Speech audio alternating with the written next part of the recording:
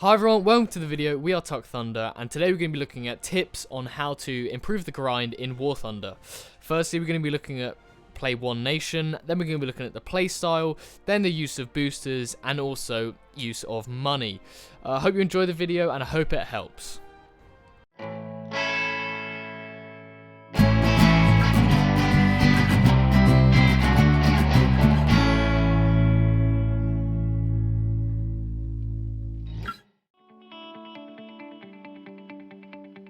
If you want to research through the ranks as quickly as possible in War Thunder, the best way to do this is to pick just one nation to research with.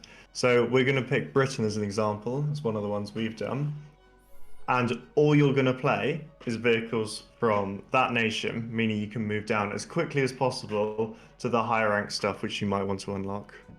While this seems really obvious, it's really useful to advance the grind, especially if you pick one nation for both army and aviation, meaning you can take the planes with the tanks in realistic battles.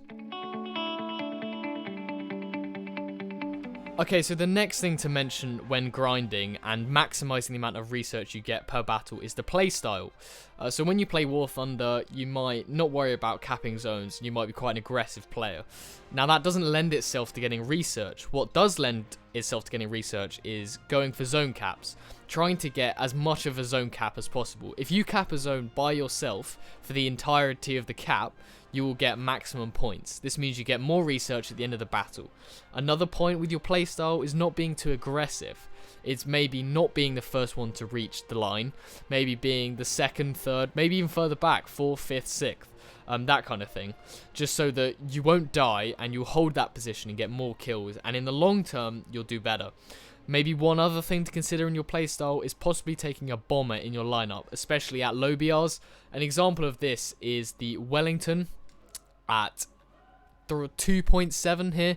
Can carry a 4,000 pound bomb, which can kill targets in, I think, a 30-meter radius, which is great for any BR really, as long as you can get to the battlefield, but especially at low BRs. Bringing a Wellington, getting 3-4 kills with a bomb, great for research. Another word to greatly accelerate your grind through War Thunder is to use boosters. Now, you will learn these very often, and what you can do with them is when you pick a lineup or a BR that you find you're doing well in, activate a number of these boosters together. You will note that when you try to activate more than one at a time, a little message will come up saying their total effect is less than the sum of all boosters.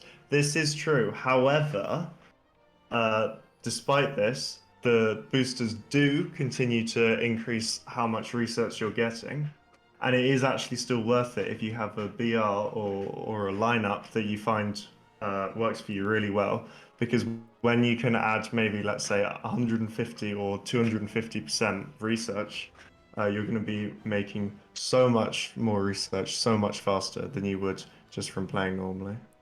And perhaps it's just worth noting that on the boosters, this kind of doubling of boosters or stacking is especially useful when you're playing well and you're playing a series of battles and you're getting, I don't know, 2,000, 3,000 research per battle, and you're feeling like you're gonna play well.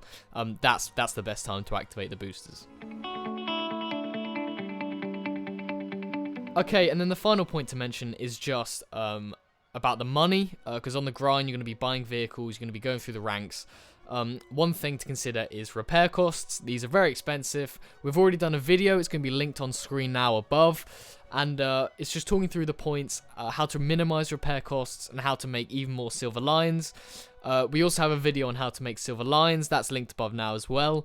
And also in terms of a grind per nation, it's worth considering getting a premium. I'm personally not into spending money where I don't need to, but some people are, and especially when you come up the order of ranks, the high up premiums can be very good, and you get a lot of research with boosters on those premiums.